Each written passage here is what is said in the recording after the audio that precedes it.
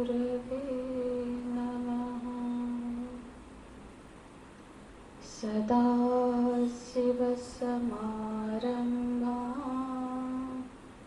शङ्कराचार्यमध्यमाम् अस्मदाचार्यपर्यन्तां वन्दे गुरुपरम्पराम्।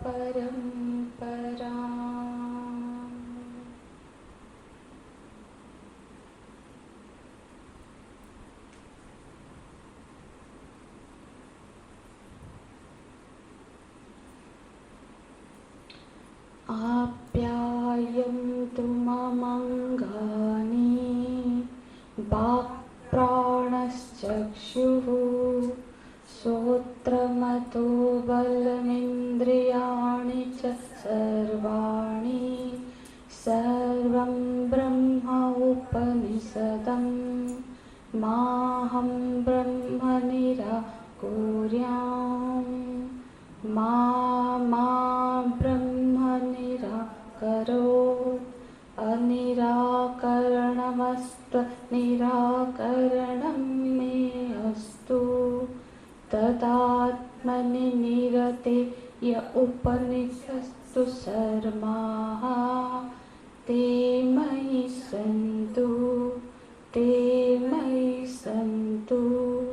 ॐ शान्ति शान्ति शान्तिः।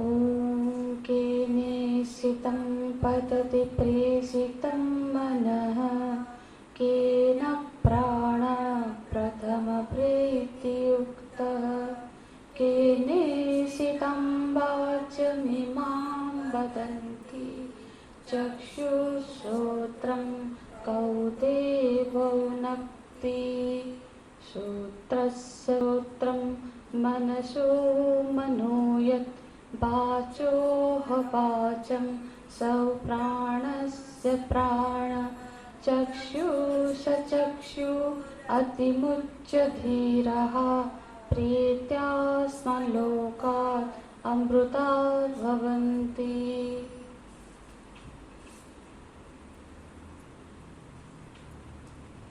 न तत्र चक्षुर्गच्छति न वाक् गच्छति नो मनो न विद्मः न विजानीमः यतेतदनुशिष्यात् अन्यदेव तद्विदितादथो अविदितादधि इति शुश्रुमपूर्वेषां येनस्तद्व्याचचक्षिरे।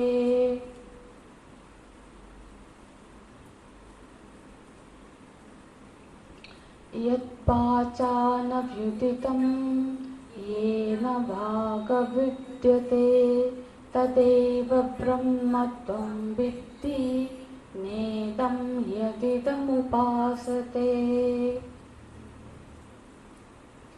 यन्मनसा न मनुते येनार्होर्मनोमतं तदेव ब्रह्मत्वं विद्धि नेदं यदिदमुपासते। यच्चक्षुषा न पश्यति येन चक्षुङ्गं पश्यति तदेव ब्रह्मत्वं विद्धि नेदं यदिदमुपासते। यच्चक्षुषा न पश्यति येन चक्षुङ्गं पश्यति तदेव ब्रह्मत्वं विद्धि नेदं यदिदमुपासते। यच्छ्रोत्रेण न शृणुते येन श्रोत्रमिदं श्रुतं तदेव ब्रह्मत्वं विद्धि नेदं यदिदमुपासते। यत्प्राणेन प्रणीति येन प्राणप्रणीयते तदेव ब्रह्मत्वं विद्धि नेदं यदिदमुपासते इति प्रथमखण्डः।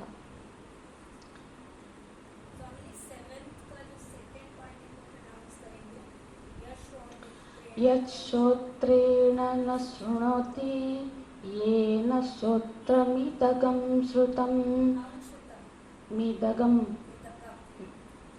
येन श्रोत्रमिदगं श्रुतं तदेव ब्रह्म तं विद्धि नेदं यदिदमुपासते।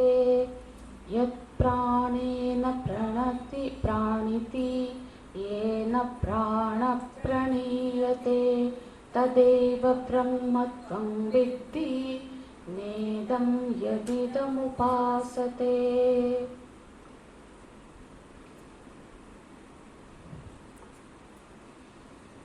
इस ग्रंथ के पुष्ट नंबर 50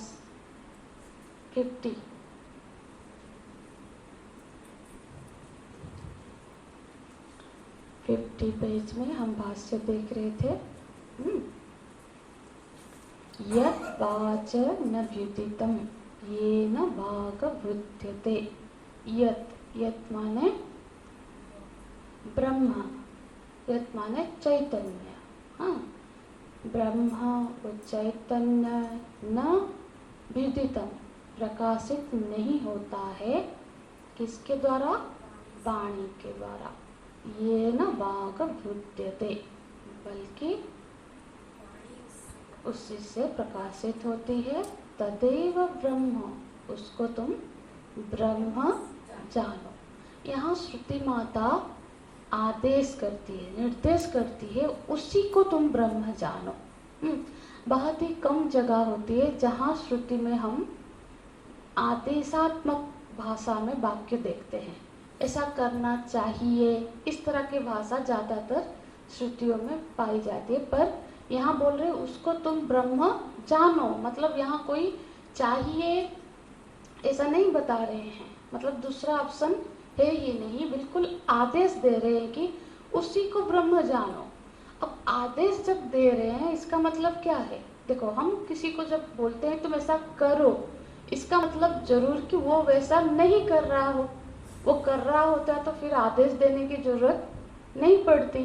तो इसका मतलब, क्योंकि श्रुति माता तो सर्वज्ञ है ना, वो जानती है कि अभी ये जो भाव में है ये इस चीज को ब्रह्म नहीं मान रहा है, इसलिए यहाँ आदेश शैली में श्रुति माता बोलती है तुम उसी को ही ब्रह्म जानो, जो वाणी से प्रकाशित नहीं होती है, जिससे प्राणी प्रकाशित होती है।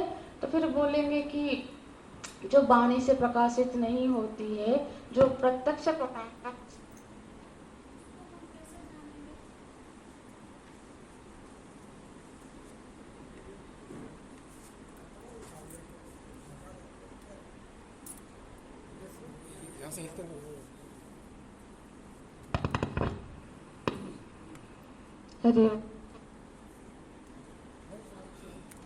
संजीव यहाँ पे बैठ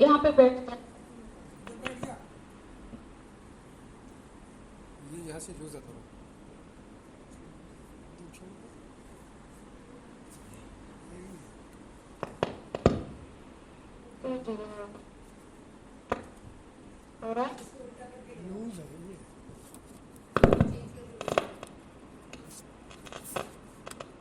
ज्ञान यज्ञ से पहले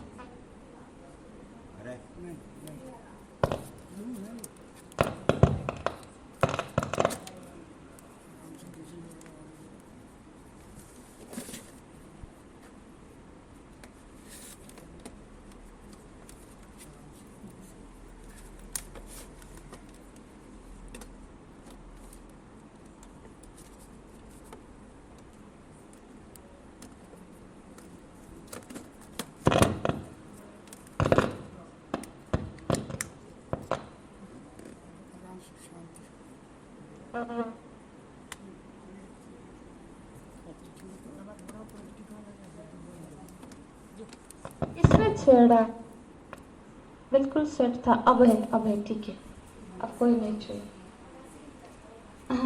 ठीक है, तो हम चर्चा कर रहे थे कि डॉक्टर साहब वो पीछे का सुनाई पड़ रहा है, हो रहा है? हाँ, तो क्योंकि अभी ये प्रश्न है कि यदि वो प्रत्यक्ष का विषय नहीं है, वाणी से भी नहीं, कैसे जाने? तो यहाँ बिल्कुल बोलने की कोई जरूरत नहीं, वही बोलेंगे कि जो पहले जो लक्षण हमने बताया है दूसरे मंत्रों से, जिन लक्षणों के आधार पर उसका अनुसंधान की,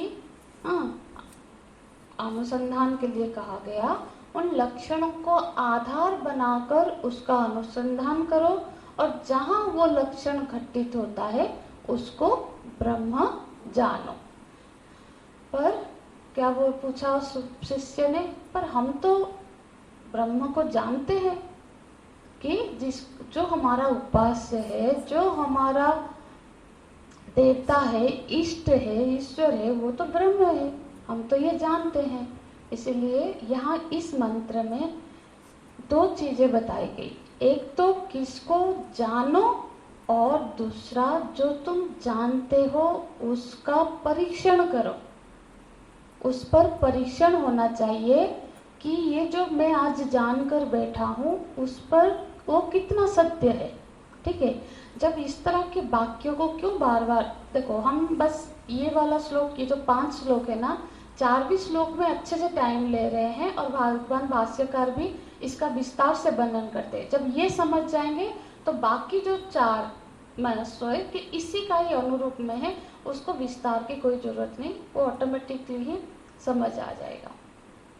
देखो यहाँ क्योंकि एक बड़ी बात बताई जा रही है, न इदम यदिदम उपासते, ना कि उसको ब्रह्म मानो जिसका तुम इदम के रूप में उपासन कर रहे हो, अपने से भिन्न के रूप में जिसका उपासन कर रहे हो वो ब्रह्म नहीं है। ये एक बहुत बड़ी वाक्य है।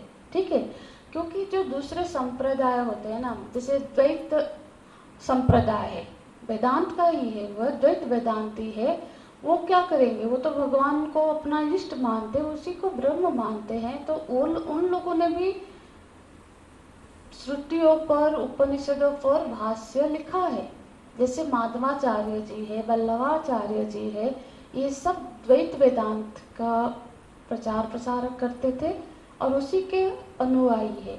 तो वहाँ पे पहले 3 मंत्र का तो भगवान जो माधवाचार्य जी है, उन्होंने व्याख्या लिखी, उसका भाष्य लिखा, पर उसके बाद जो ये वाले मंत्रों का फिर उन्होंने भाष्य नहीं लिखा। पर ये तो श्रुति का मंत्र है, अन्यथा तो हो नहीं सकता। तो यहाँ पे हमको बिल्कुल, मैं बार बार इसीलिए बोल रही हूँ, कोई इसका गलत न समझ बैठे। यहाँ उपासना का निषेध नहीं है। हाँ देखो, उपासना का निषेध श्रुति कर ही नहीं सकती है। ईशावास्य उपनिषद में स्वयं श्रुति उपासना के अनेक माध्यम बताई है। ठीक है, ईशावास्य उपनिषद जिसने अध्ययन किया हो उसमें कई सारे उपासना का, पहला जो मंत्र है जो बिल्कुल तैयार अधिकारी है उसके लिए है, जो अभी उस स्तर पे जिज्ञासु नहीं है, जो दूसरे लेवल का अधिकारी है उसके लिए उपासना का, जो तीसरे नंबर का है उसलिए भी अहंग्रह उपासक का वहाँ वर्णन है। वो तो उपनिषद है, श्रुति वाक्य ही है। और श्रुति मतलब वेद में तो 20,000 ऋचाएं हैं जो उपासना का है। हाँ, पुरुष सूक्त, स्त्री सूक्त, नारायण सूक्त, हाँ, और इवन की शंकराचार्य भगवान ने इतने सारे स्तुतियों की रचना की है। तो उपासना का कैसे, देखो वेद तो परम प्रमाण है ना, वो एक जगह पे एक बात, दूसरी जगह पे दूसरी बात नहीं बताएगी। तो इसको हमको समझना है।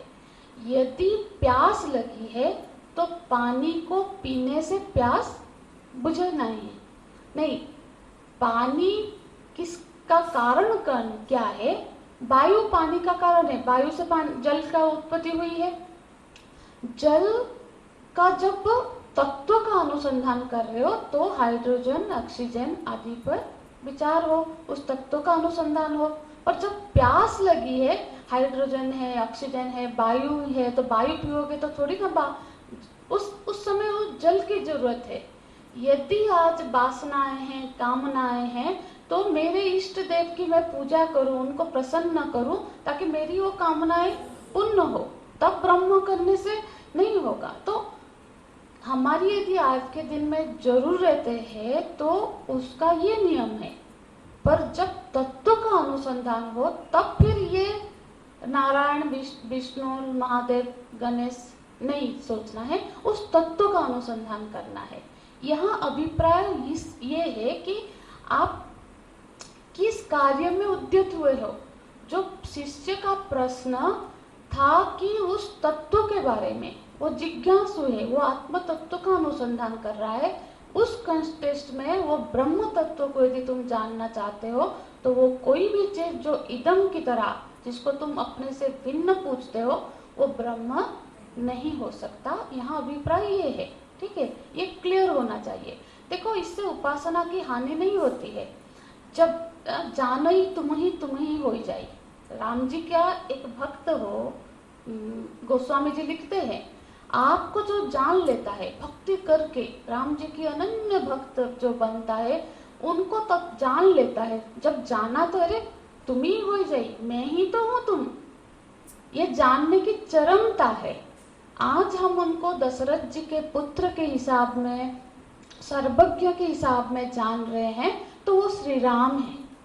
पर जब श्री राम को और जानेंगे तो अंत में देखेंगे कि वो तो मैं ही हूँ, जान ही तुम ही हो जाए। हाँ, उसको पूर्ण तरह से शिव जी को अब जान रहे हैं तो वो तो भस्म लेपन करके ध्यान मुद्रा में बैठे हैं। अब यहाँ से शुरुआत किया, उनका उपासना किया, तीव्र उपासना करके जब उनकी कृपा हुई, हाँ, फिर उन्होंने जब अपना स्वरूप जना दिया तो हमने देखा वो तो हमारे अंदर ही है, मेरे भीतर है। तो इससे उपासना और मधुर हो गई। उपासना की निषेधता नहीं हुई, उपासना की चरम मधुरता प्राप्त हो गई कि मेरी अस्तित्व तो इनके बिना है ही नहीं, ये तो मेरी अस्मिता ही है, मैं ही हूँ। ये उपासना का ही चरमता है ना। जैसे आप लोगों ने भी सुना होगा, जब रामकृष्ण परमहंस जी पूजा करते थे ना, ऐसे आरती करते करते फिर वो स्वयं को आरती करने लग जाते थे। तब उनमें मेरे माता जी और मेरे में कोई भेद नहीं है, उस स्थिति में वो चले जाते थे कि यही चीज है कि पहले द्वैत से उसमें उनकी आवाहन करके, उनका चिंतन, उनका आराधन करते करते अंतःकरण उस स्थिति में पहुंच जाता है कि अब उनके अलावा और कुछ नहीं है और मैं भी नहीं हूँ, बस वही और वही है। ये चरम उपासना की स्थिति है। हाँ, तो इसीलिए वो मुझसे भिन्न होगा, मतलब आज मेरी भी सत्ता है। जहां मैंने अपने को पकड़ रखा है तो मतलब मैं ब्रह्म को अभी नहीं जानते हूँ, क्योंकि ब्रह्म तो मैं ही हूँ। हाँ, जब तक ये यहाँ तक ना पहुंच जाए, वो बोल रहे तब तक तुमने ब्रह्म को नहीं जाना है। तो ये स्थिति हमारे जीवन में आ जानी चाहिए, है ना, कि मैंने तो क्या बोलते हैं, देखो यहाँ फिर वाणी का बोलते हैं। वो जो वाणी, वो कैसी वाणी है, वाणी का बड़ा सुंदर, इसमें पिछले कक्षा में भी हम देख रहे थे, वाणी का बड़ा विस्तार से वर्णन किया। ऐसे भाष्य में कहीं कहीं किसी किसी चीज का, जैसे कह लो, जैसे दूसरे वेश में हम देखेंगे, वहाँ ईश्वर की बहुत सुंदर व्याख्या एक भाष्य में मिल जाती है। तो ऐसे ही अवतारवाद की बात गीता जी में हमने द्वितीय अध्याय में पढ़ा, जहाँ अवतारवाद की बड़ा विस्तृत उन्होंने व्याख्या की थी। तो यहाँ वाणी के बारे में बोलते हैं। वाणी क्या है, जो चैतन्य मात्र सत्ताकम, जो वाणी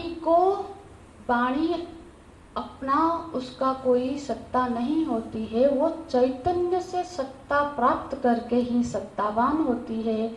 जो 8 जीवा मूलादि अष्टासु स्थानेषु, तो 8 स्थानों में वाणी प्रकट होती है। उसके प्रकट के 8 स्थान हैं, जैसे कि जीवा मूल, और हृदय, कंठ, मूर्धा, दंत, नासिका, ओष्ठ और तालु। ये 8 जगह है जहाँ पे वाणी टकराती है और ध्वनि के रूप में प्रकट होती है। फिर बोलते हैं आग्नेयम, आग्नेय है मतलब अग्नि के अनुग्रह से, अग्नि देवता के अनुग्रह से वाणी अपना कार्य मतलब कार्य करने में समर्थ हो पाती है। तो अनुग्राहक देवता हमने तत्वबोध में पढ़ा था, तो अग्नि जिसके अनुग्राहक देवता है वो वाणी है। वर्णा नाम अभिव्यक्त व्यंजकम करणम, अभिव्यक्त व्यंजकम करणम, जो वर्ण को अभिव्यक्त करता है, वो जो करण है, वो जो गोलोक है, उसको भी वाणी बोलते हैं। यहाँ तक कि वर्ण को भी वाणी कहा जाता है, और वर्ण ही है जो वाणी का अर्थ को प्रकट करती है। हम कुछ भी बोले तो नहीं होगा, वो एक क्रम में जब वर्ण को हम सजा के बोलते हैं तभी जाकर कोई अर्थ प्रकट होता है। इस तरह से यहाँ पे 6 परिभाषाएं जो पिछले कक्षा में हमने देखी थी, यहाँ वाणी के विस्तार में बताते हैं।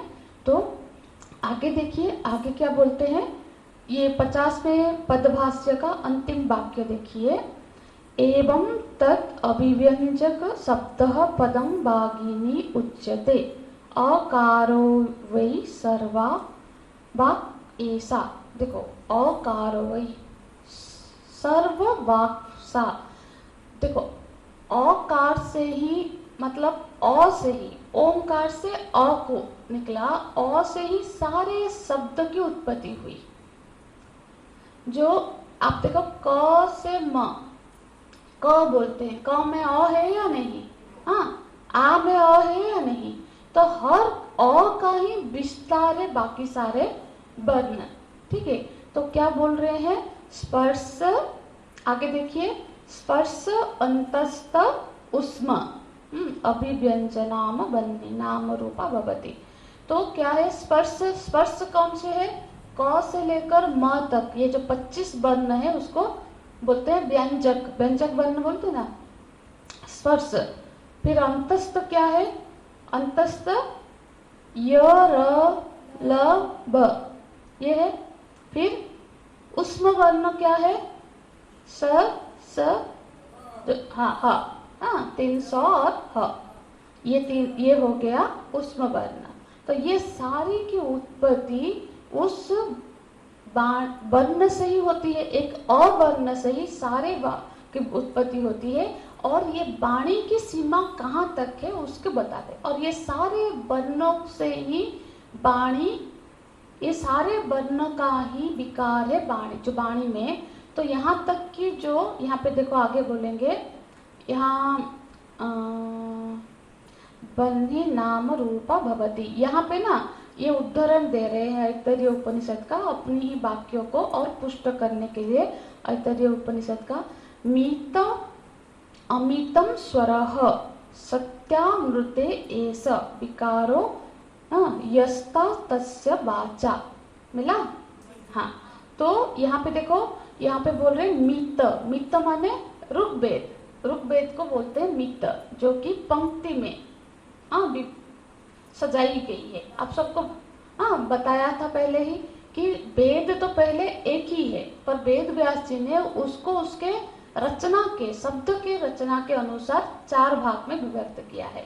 तो यहाँ बोल रहे हैं जो ऋग्वेद है वो क्या है, वाक्यों के आधार पर, उसकी रचना के आधार पर जो सजाई गई है एक ऋग्वेद है, उसको बोलते हैं मित। अमितम क्या है, यजुर्वेद, जिसमें वाक्य की कोई ऐसी नहीं है, गद्याकृति ऐसे ही है। हाँ, और स्वर जो संगीतमयी है, हाँ, सामवेद। तो स्वर माने सामवेद। और क्या है वाणी से, सत्य अनृत, या सत्य माने जो हम सत्य बोलते हैं या फिर असत्य बोलते हैं, मिथ्या बोलते हैं। हाँ, झूठ और सच हम जो बोल रहे हैं, झूठ भी वाणी ही है, सत्य भी वाणी रूप ही है, वाणी से ही बोल रहे हैं ना, चाहे वो सत्य हो झूठ हो, ये सब विकार है वाणी का। तो ये सारे के सारे वाणी की सीमाएं हैं, और जो ब्रह्म तत्व है वो न अनभ्युतितम, इस वाणी से प्रकट नहीं होती है। तो यहाँ देखो वेद को भी बोल रहे हैं, वेद भी जब वाणी से बोलते हैं हम, वेद सिर्फ लक्षण बता रही है, उस ब्रह्म का निर्वचन नहीं कर रही है। यहाँ कहीं पे हमें ब्रह्म का निर्वचन देखा नहीं, जो वाणी का वाणी है, जो श्रोत्र का श्रोत्र, इस तरह से बोल रही है ना। तो वेद भी उसका निर्वचन नहीं कर रही है, बस उसके लक्षण दे रहे। वेद प्रमाण है जरूर है, पर जब वाणी से जो जो भी वाणी के घेरे में आ रहा है, वाणी से उस ब्रह्म को नहीं, आप उसका निर्वचन नहीं कर सकते। ठीक है, तो वाणी की सीमा पता चल गई, चाहे वो सत्य हो, चाहे झूठ हो, चाहे ऋग्वेद का, सामवेद, अथर्ववेद, सारे वेद। और ये सब क्या है, वेद जो है वो भी तो शब्द का समाहार ही है ना, संयुक्त ही है ना। और हर शब्द का संयुक्त ही एक वाणी होता है जिसका कुछ एक अर्थ हो रहा है। तो ये चीज उस ब्रह्म को प्रकाशित नहीं कर सकती। ठीक है, हम भाष्य का हर चीज देख रहे हैं, किसी को स्किप नहीं कर रहे, ताकि ये जब आप हिंदी पढ़ोगे ना कंफ्यूज नहीं होगे। यदि मैं इसको छोड़ दूं, क्योंकि ऑलरेडी मैंने बहुत सारा चीज समझाया हुआ है, पर एक बार भाष्य के साथ इसलिए दिखा देती हूँ, तो यदि कोई स्वाध्याय करता है और हिंदी को पढ़कर समझने की कोशिश करता है तो उसको हेल्प हो जाए। वो चीज़ यदि हमने टच ना किया हो तो वो वहाँ पे कहीं कंफ्यूज ना हो। तो देखो, बल्कि क्या बोल रहे हैं, ये न 52 पेज में चलिए, ये न ब्रह्मणा विवक्षिते। ठीक है, बल्कि जिस ब्रह्म के द्वारा उस वाक इंद्रिया क्या होता है, विवक्षा होती है, उसकी प्रकाशना होती है।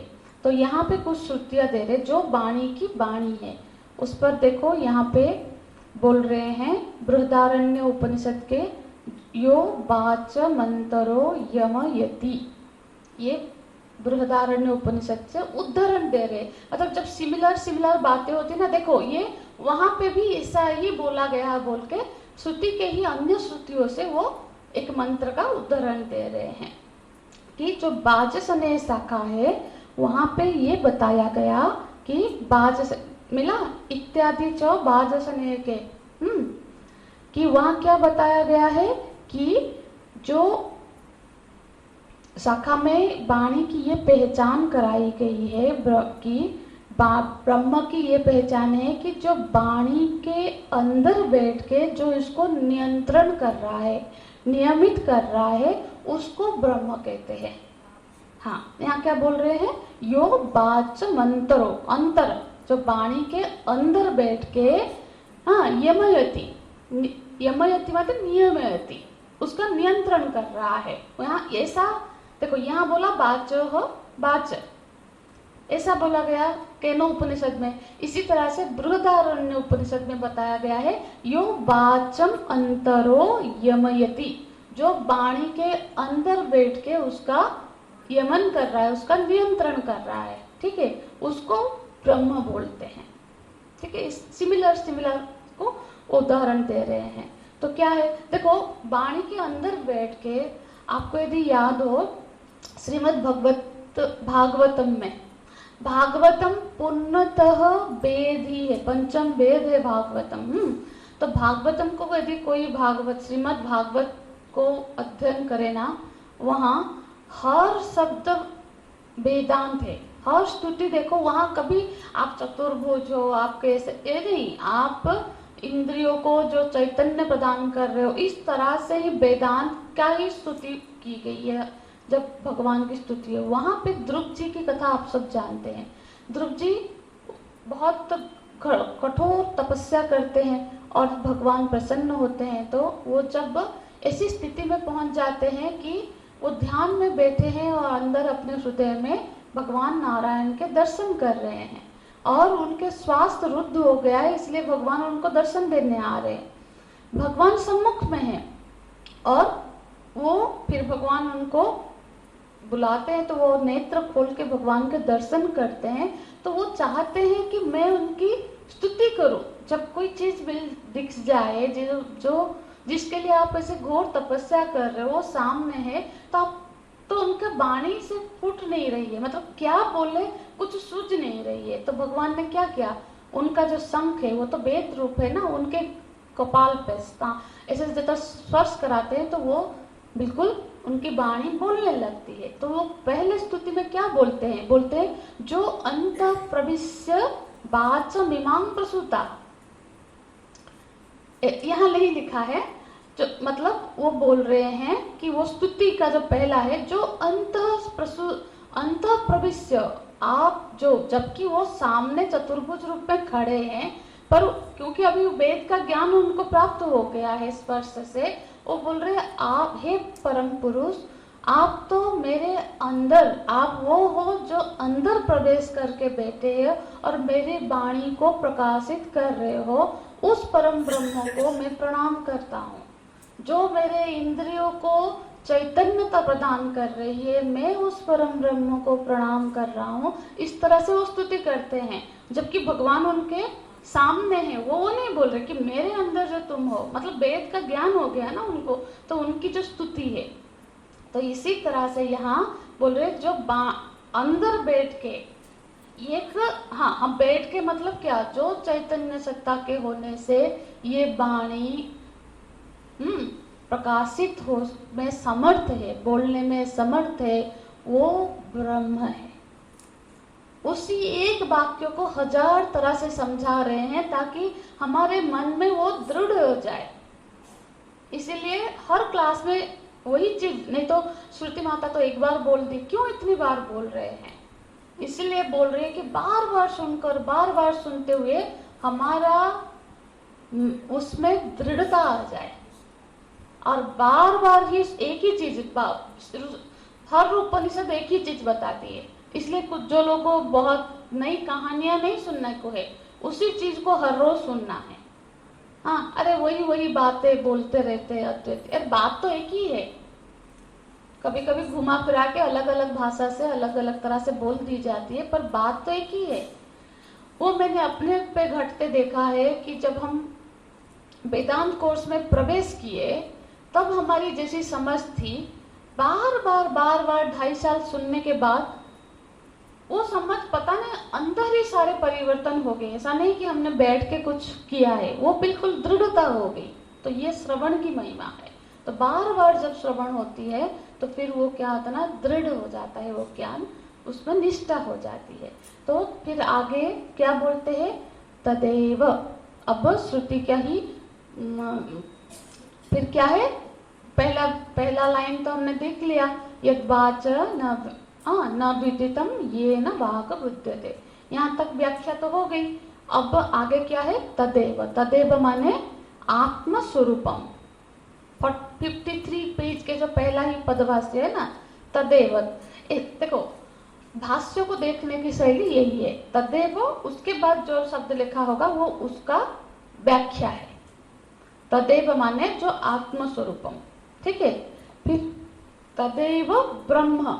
ब्रह्म का क्या बोलते हैं, ब्रह्म शब्द इस श्रुति में यहाँ पहली बार आया है ना, इस मंत्र में ब्रह्म। तो ब्रह्म का क्या मतलब व्याख्या करते हैं, बोलते हैं निरति स्वयं भूमाक्षम बृहत्वात् ब्रह्मेति। ठीक है, ये इतना तक ब्रह्म का ही व्याख्या है। ठीक है, ये 3 शब्द देते हैं ब्रह्म को समझाने के लिए। ब्रह्म कौन है, निरति स्वयं। निरति स्वयं माने जो अपरिच्छिन्न है, जो किसी भी तरह से सीमित नहीं है, जो देश काल स्थान में सीमित नहीं है, जो अपरिच्छिन्न है, परिच्छिन्न वस्तु नहीं है, वो ब्रह्म है। ये एक ब्रह्म का व्याख्या है कि वो अपरिच्छिन्न वस्तु है, जिसको कभी किसी भी चीज से आप सीमित, किसी भी घेरे में वो नहीं आएगा, ना काल के घेरे में आएगा, ना किसी वस्तु के घेरे में आएगा, ना ही वो देश के घेरे में। देश माने स्थान। तो वो जो अपरिच्छिन्नता का यहाँ पे एक शब्द दिया, निरति स्वयं। फिर बोलते हैं भूमाक्षम। भूमाक्षम माने जो व्यापक है, व्यापकत्वम ब्रह्मत्वम, ऐसा उसका एक डेफिनेशन भी कहीं कहीं आपको मिल जाएगा। फिर आप बोलते हैं बृहत्वात्, जो बृहत है। बृहत माने जो सर्वोत्कृष्ट है, सर्वोत्कृष्ट ब्रह्म। तो ब्रह्म की ये 3 शब्द से व्याख्या करते हैं। विद्धि विजानीहि, ऐसा जानो, ऐसे ब्रह्म को तुम, विद्धि माने जानो, तुम। ठीक है, यहाँ तक हो गया। फिर आगे का क्या है, तदेव नेदम यदिदम उपासते। ये जो पद है इस पर बहुत व्याख्या हो गई, बस आप 54 पेज में देख सकते हैं। यहाँ क्या बोल रहे हैं, देखो क्यों ऐसा बोलने की जरूरत पड़ी कि यह ब्रह्म नहीं है जिसको तुम इदम के रूप में करते हो। माँ क्यों ये यहाँ पे ये बोलने का अभिप्राय सिर्फ ये है कि हर वो वस्तु जो अनात्मा है, आत्मा से भिन्न है, वो ब्रह्म नहीं है, ये जान लो। इदम रूप में यदि हम अपने प्रभु जी को भी पूजेंगे तब भी वो अनात्मा हो गए, आत्मा से अलग हो गए। जो भी चीज आत्मा से भिन्न होगा, अनात्मा होगा, वो ब्रह्म नहीं है। ये प्रतिपादन करने के लिए नेदम यदिदम उपासते ये शब्द आया। ठीक है, तो ये श्लोक यहाँ पे कंप्लीट होता है और बाकी श्लोकों में कोई विस्तार नहीं है, बस उसके अर्थ को देख ले तब भी चलेगा। तो क्या है, बोलते हैं यन मनसा न मनुते। ठीक है, नेक्स्ट श्लोक में आ रहे हैं। अब ये बिल्कुल एक जैसे ही सारे चलेंगे। नीचे का शब्द तो हमने समझ लिया, उसको समझने की जरूरत और है नहीं, बस ऊपर का कभी कभी संगीत शैली में बस उसको बोलते हैं। तो यन मनसा न मनुते, देखो अभी तक पहले बात वाणी की निषेध की, वाणी का विषय नहीं है। अब तो बोलते हैं वो मन का विषय नहीं है, माने मन की वहां पहुंच नहीं है, मतलब मन से उसको मनन करके समझ लो, ऐसा नहीं होगा। बोलते हैं यन, देखो मूल मंत्र में क्या था, न तत्र चक्षुर गच्छति न वाक् गच्छति नो मनः। ये नो मनः का यहाँ पे विस्तार कर रहे हैं, क्योंकि हमने पहले ही पढ़ा है कि द्वितीय और तृतीय ये दोनों मंत्र का ही ये 5 मंत्र विस्तार है, मतलब उसको और एक बार खुल के बता रहे हैं। तो यहाँ नो मनो का यहाँ पे और एक मंत्र में विस्तार कर देते हैं। नो मनोह माने यत यन मनसा है ना, उसको यदि विच्छेद करेंगे तो क्या हो जाएगा, यत हो जाएगा। देखो यहाँ पे सब कुछ तृतीय विभक्ति में लिखा है, जिसके द्वारा के द्वारा ये तृतीय विभक्ति है ना।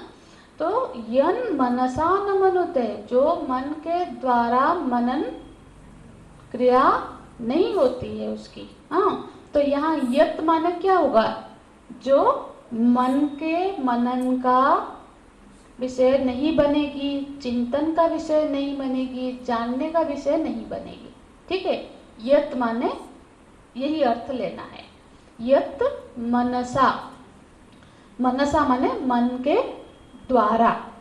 हाँ, यन माने जिसके, जो मन के द्वारा, न मनुते, मनुते माने मनन क्रिया नहीं हो सकती उसको। मनन माने ना मनन कर सकते, ना चिंतन कर सकते, ना उसको जान सकते हैं, जान नहीं सकते। तो मन की वहाँ गति नहीं होती है। ठीक है, ये नारहुर मनो मतम, बल्कि जिसके द्वारा मन मनन क्रिया करती है, ऐसा कहा जाता है। आहुर माने कहा जाता है, ऐसे इसका अर्थ होता है।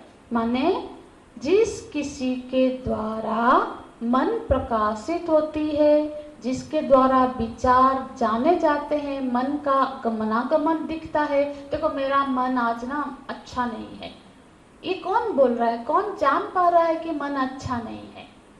नेत्र से देखा क्या, हाँ, कान से सुना, हाँ, स्पर्श करके देखा, इंद्रियों की तो वहां पहुंच है नहीं। तो मन आज अच्छा नहीं है, मन जिसके द्वारा जाना जा रहा है। मन की क्या क्या है, देखो यहाँ पे आगे भी भाष्य में हम देखेंगे, बोलेंगे क्या, जैसे संकल्प, विकल्प, श्रद्धा, अश्रद्धा, धैर्य, लज्जा, ये सब मन के भाव है ना। तो ये सारे भाव है, हम जान पाते हैं अब मेरे मन में ऐसा भाव है, ऐसा मान भाव है। वो किसके द्वारा जान रहे हैं मन के भाव को हम? वो ब्रह्म है। बल्कि बोले मन से उसको नहीं जान सकते, बल्कि उसके होने के कारण मन के भाव जाने जा रहे हैं। वो नहीं होता तो मन में अभी देखो मेरे मन में बड़ा ग्लानि है, मेरे मन में आपके प्रति ना बड़ा श्रद्धा है। ये कौन जान रहा है मन के अंदर श्रद्धा है? वो जो जान रहा है उसको ढूंढो, हम बोल देते हैं ना, अरे मेरे मन में ना आपके प्रति बड़ा श्रद्धा है, हाँ वो तो सामने बोलेंगे दूसरे, मेरे मन में ना बड़ा गुस्सा है उसके प्रति, ये जो पीछे बोलेंगे। तो ये जो बोल रहे हैं कि गुस्सा है, शांति है, उससे प्रेम है, हाँ, या फिर मन में आज अब मंद है, तीव्र है, ये सब चीजों को जो जान रहा है वो ब्रह्म है, तदेव ब्रह्म। ठीक है, तो मन तो क्या है, मनोमतम। यहाँ देखो अभ्युतम नहीं बोलते हैं, बोलते हैं ये नाहुर मनोमतम। मतम माने मनन करता है, तो मन के इस सारे भावों को जानता है, इसलिए वो प्रकाशित करता है, वो नहीं बोल रहे हैं। यहाँ बोल रहे हैं, शब्द क्या देते हैं, मतम, उस जो मन के चीजों को जान रहा है, जान जाता है कि मेरे मन में अभी ऐसी भाव है, ऐसा है, मेरा मन दुखी है, मेरा मन सुखी है, ये जो जो जान रहा है उसको तुम ब्रह्म जान। ठीक है, तो भाष्य देखेंगे। अब भाष्य में बहुत कुछ यहाँ पे क्या दिखा देती हूँ थोड़ा। देखो मन शब्द से बोलते हैं मनोते, हाँ, मनः सर्व। देखो मन के दो चीजें बताते हैं यहाँ, इसको थोड़ा देख लीजिए। उसी पदभाष्य जहाँ शुरू होता है ना, उसका तीसरे देखिए, मनोते अनेन इति मनः सर्व करण साधारणम, एक शब्द दिया, सर्व विषय व्यापकत्वात्। मन का दो विशेषण बताते हैं। मन क्या है, मन माने यहाँ अंतःकरण, ठीक है, बाकी चक्षु वाणी आदि से इंद्रियां लिया, यहाँ मन माने जो अंतःकरण है, मन बुद्धि दोनों को ही लेना है। ठीक है, अंतःकरण वो क्या करता है, मनः सर्व करण साधारणम, वो सबका कॉमन है, सब में कॉमन है, माने इंद्रियां है, अब चक्षु है वो देखने का ही काम करती है, कर्ण है वो सिर्फ सुनने का ही काम करेगी, वो सब पर ये क्या है ना, सब में कॉमन है। यदि मन न हो, न चक्षु देख पाएगी, न कर्ण सुन पाएगी, सब में मन होना चाहिए। नहीं, मेरा मन नहीं था, कोई बोल रहा है, पर तब तक हम उसको समझ नहीं पाएंगे, सुन नहीं पाएंगे, जब तक मन से उसको मन उधर ना हो, है ना। हाँ, आशा करती हूँ यहाँ सबका मन इधर ही हो, नहीं तो मैं बोलती रहूंगी और मन कहीं और होगा, तो वो सिर्फ शब्द ही बजेगा, पर कुछ भी अंदर नहीं जा सकता, क्योंकि वहां मन का होना जरूरी है। तो हर इंद्रिय के साथ, यहाँ क्या बोल रहे हैं, सर्व करण साधारण, मतलब कॉमन, वो सर्व इंद्रिय में कॉमन फैक्टर है मन। मन नहीं होगा तो आप जो भले ही आपके सामने कोई पिक्चर रखिए, पर आपके दिमाग वहां तक आपका उसका ज्ञान नहीं होगा आपको। हाँ, तो इंद्रिय से उस विषय का, उसके विषय का ज्ञान तब तक नहीं होगा जब तक मन उसके साथ नहीं होगा। तो इंद्रियां तो एक एक विषय को जानती है, मन सारे विषयों को जानती है, इसलिए बोलते हैं सर्व करण साधारण। ये शब्द समझ, मन की व्याख्या करें। फिर और एक शब्द देते हैं सर्व विषय व्यापकत्वात्, जो सारे विषयों में व्याप्त है। हाँ, मन की व्याप्ति हर कहीं है, तो इसीलिए मन इंद्रियों से व्यापक है, हाँ, स्थूल है। तो ऐसा जो मन है जिसमें इति तेन मनसा यत् चैतन्य ज्योतिर्मनसो व्यभासकं न मनुते न संकल्पयति नापि निश्चितयति लोकः काम संकल्प संशय श्रद्धा धैर्य लज्जा बुद्धि और भय, ये सब मन ही है ना। तो इसको इसमें समझने वाली और एक है, इसमें बोलते हैं उस मन के द्वारा वो लोग जिस मन के प्रकाशक चैतन्य ज्योति का मनन संकल्प अथवा निश्चय नहीं कर सकता, क्योंकि मन का प्रकाशक होने के कारण वो तो उसका नियामक है। ठीक है, मन में ये सब जो हो रहा है उसको वो जानने वाला है, क्योंकि मन का वो प्रकाशक है, वो नियामक है, इसलिए मन वही फॉर्मूला है, स्व आत्मनि गति विरोधात्, अपने ही आत्मा में किसी की गति नहीं हो सकती, तो मन की भी वो आत्मा है, इसीलिए मन से उसको नहीं जा। आत्मा है माने जिसके होने से मन क्रिया कर रही है, तो जो आत्मा है कारणभूत है उसके उस पर गति, इसकी वहां गति पहुंच नहीं हो सकती। तो मन तो उसके होने से कार्य कर रही है, तो फिर मन को भी उसके होने से जाना जा रहा है, तो मन उस तक अपने उस कारण तक नहीं पहुंच सकती, इसीलिए वो मन से उसको नहीं जान सकते, बल्कि मन जिसके होने से मन में मनन की क्रिया होती है। ठीक है, ये हो गया। फिर आगे के श्लोक में चलते हैं। तो आगे के जो 3 श्लोक है ना, एक काम करेंगे, इस पर थोड़ी थोड़ी कहीं कहीं व्याख्या है मैं दिखाऊंगी। तो जो आगे का क्लास करेंगे उसमें एक तो ये तीनों का संक्षिप्त व्याख्या करके पूरे ये प्रकरण, क्योंकि ये प्रकरण खत्म हो जाएगा और द्वितीय खंड में हम चले जाएंगे, तो ये पूरे खंड का एक विहंगा अवलोकन, मतलब ऐसे उड़ते हुए सारे मंत्रों के अर्थ को देख के उसको एक पूरे अध्याय को एक क्लास में समझते हुए फिर दूसरे क्लास में, मतलब इसके बाद हमारे ज्ञान यज्ञ के बाद हम फिर द्वितीय अध्याय में, द्वितीय खंड में, अध्याय तो नहीं खंड है यहाँ, द्वितीय खंड में प्रवेश करेंगे। ओम तत्सत्। ओम पूर्णमदः पूर्णमिदं पूर्णात् पूर्णमुदच्यते पूर्णस्य पूर्णमादाय पूर्णमेवावशिष्यते। ओम शांति शांति शांति। हरि ओम। श्री गुरुभ्यो नमः। हरि ओम।